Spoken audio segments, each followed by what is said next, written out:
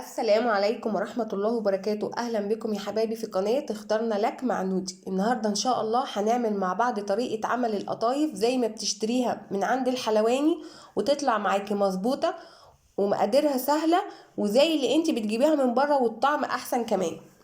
اتبعي خطوات نودي وشوفي الخطوات حاجة ورا التانية وإن شاء الله تطلع معاكي مظبوطة من أول مرة. بصوا اللون، وطبعا القرمشه، يعني انا فاصله الصوت الاساسي، القرمشه بتاعتها واللون بتاعها والتسويه. انتوا هتشوفوا كل ده دلوقتي مع بعض في الفيديو. بصوا، ليه تروحي تشتريها وانت في امكانك تعمليها في البيت وباقل التكاليف كمان. معايا هنا ان شاء الله كوبايتين دقيق ونص، ما تحاوليش تزودي. يبقى معايا كوبايتين دقيق ونص، ومعايا معلقه نشا كبيره، هقولك النشا ليه. ومعايا هنا معلقه فانيليا، ومعايا معلقه صغيره بيكنج باودر، ومعايا هنا معلقتين سكر كبار، ومعايا الخميره. اول حاجه هعملها ان انا احط الخميره بالسكر يختمروا شويه، وبعد كده نشوف هنعمل ايه. ليه بقى النشا اولا بيخليها لك مقرمشه وما بتشربش زيت كتير وقت ما بتيجي تقليها، وبيديك اللون الذهبي الجميل بتاعها. ونسيت معايا هنا معلقتين سميد. لو انت ما عندكيش المعيار ده يبقى معلقتين سميد كبار من اللي هو بتاع البسبوسه. اول حاجه، والخطوه دي مهمه جدا عشان تديكي تبقى معاكي مرتفعه كده، واللي هي الاخرام اللي تبقى فيها دي لازم تنخلي الدقيق الاول. هنا جبت المصفى بتاعتي بتاعت مصفة الشاي الكبيرة، وهبتدي انخل الدقيق فيها اهو. بتدخلي له هوا عشان الفقاقيع اللي بتطلع فيها دي. وده معلقة نشا كبيرة عشان ما تشربش منك زيت وانتي بتقليها، وكمان تديكي قرمشة ولون ذهبي. ومعلقتين سميد اللي هو بتاع البسبوسه. وهنا معلقة فانيليا عشان تديها ريحة، ومعلقة بيكنج باودر عشان تبقى هشة معاكي. واخر حاجه معلقه ملح صغيره، يعني رشه ملح صغيره، مش معلقه، رشه ملح صغيره. احنا قلنا الملح بيخلي المكونات تختلط كلها ببعضها، الهدف من الملح. وهحتاج من المج ده مج ونص، يبقى قصاد كوبايتين ونص دقيق مج ونص ميه، وعلى حسب الدقيق بتاعك. هي عامة ده نص مج ميه، يبقى مج ونص ميه قصاد كوبايتين ونص دقيق. وعامة عجينة القطايف، كرر تاني معلش يا ولاد، مونتاج صيام بقى، كل سنة وانتم طيبين. عجينة القطايف بتبقى سايلة، كرر تاني، في الإفادة إعادة. ويعني ما تاخدوش على أي حد صايم، انتوا عارفين طبعا كلنا الصيام بيعمل فينا ايه. يبقى كوبايتين ونص دقيق اخدوا معايا مج ونص ميه. احط كل ده واحطهم في العجان مع بعض. لو ما عندكيش عجان، بالمضرب اليدوي او في الخلاط، ما توقفيش نفسك. وعجينة القطايف بتبقى سايلة. ليه انا حطيت معلقتين السميد؟ بيديها فعلا طعم القطايف. لما بتحطيش معلقتين السميد كأنك بتعملي عجينة كريب.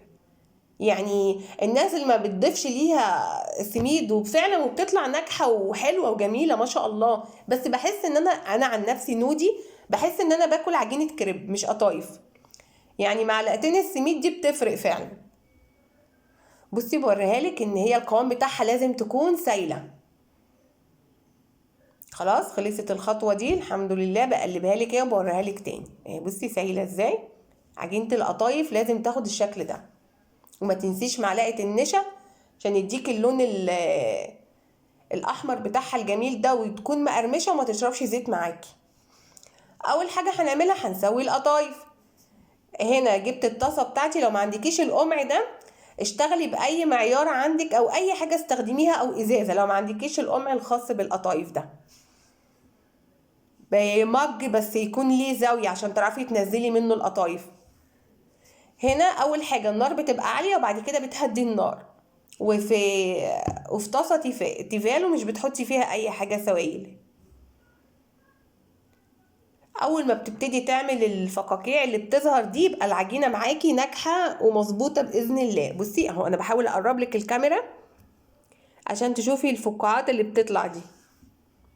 مادام ظهرت كده. وفي تركايه بقى مهمه جدا نسيت اقولها، قبل ما تحطيها في الطاسه بتاعتك لازم تقلبيها بالمعلقه زي ما انا عملت، لازم تقلبيها عشان تدخلي لها هواء وتدي معاكي الفقاعات دي. يبقى قبل ما تحطيها في الطاسه بتقلبي العجينه الاول. بعد ما بتخلص الفقاعات دي وتحسي ان هي خلاص ما بقاش فيها عجين، بتقلبيها على الوش التاني. وبصي بقى هنا لازم لما تيجي تحطيها ما تحطهاش فوق بعض وهي سخنه عشان ما تلزقش، لا، بتحطي الاول في الفوطه بتاعتك طبقه وتروحي تانية الطبقه اللي فوقيها وتروحي حاطه 4 أو 5. هنا جبت الخليط بتاعي: جوز هند، زبيب، لوز حلو متقشر، ومعلقتين سكر، وميه ورد او ميه زهر عشان تمسكلك الخليط ده ما يطلعش بره القطايف ساعه القلي. لازم تحطي، لو ما عندكيش ميه ورد او زهر حطي شويه ميه.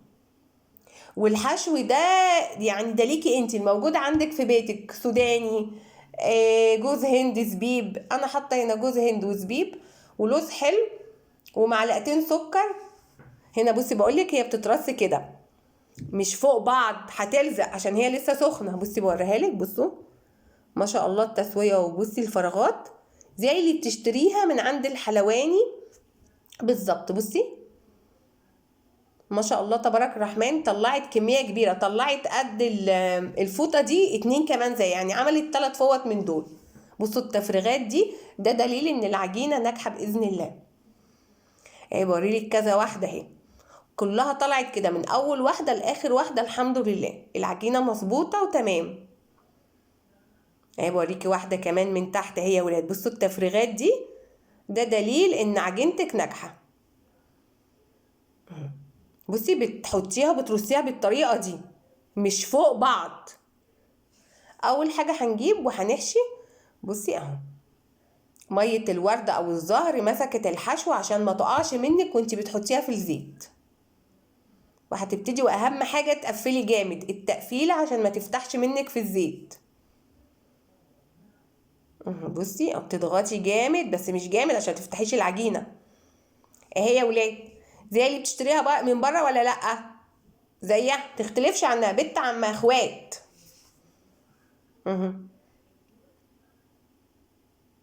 بصوا حاجه نظيفه وانت اللي عاملاها بايدك وضامنه نظافتها وانت اللي شغاله فيها بايدك من الاول للاخر. بصوا التفريغات، وبتشتريها من بره غاليه جدا والحاجه غلت وهي مش مكلفه. انت شفتي هي ما فيهاش اي حاجه، شويه دقيق على شويه ميه على معلقتين سميد، مش حاجه يعني. اهو بصوا بحاول اقفل جامد عشان ما تفتحش مني في الزيت. التركات دي مهمه. اوعي تنسي تحطي ميه ورد او تحطي ميه عاديه على الحشو عشان يمسكولك كده ما يطلعش منك. بصوا ما شاء الله. هخلص بقى انا الكميه دي كلها وبعد كده هرجع لك تاني عشان الفيديو.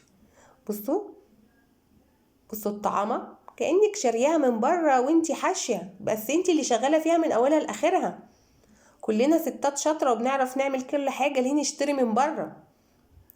بصي بقى يا ست الكل، الزيت لازم يكون لا هو سخن قوي ولا هو بارد قوي، يعني ايه، متوسط كده، لان هو هيعلى بعد كده. انت هتعلي النار فهو هيعلى معاكي. في الاول بتعلي النار وبعد كده بتهدي، عشان هو لو سخن قوي هتنزل تتلسع منك وتاخد وش بسرعه ومش هتستوي من جوه، هتبقى نيه.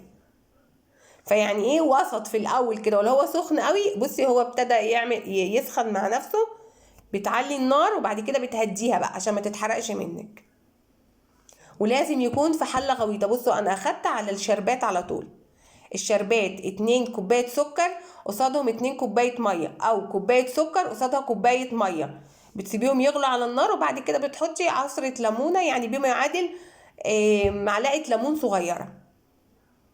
هنا بعد ما طلعتها من الشربات، بصوا الطعامه، بصوا هفتحها لكم دلوقتي.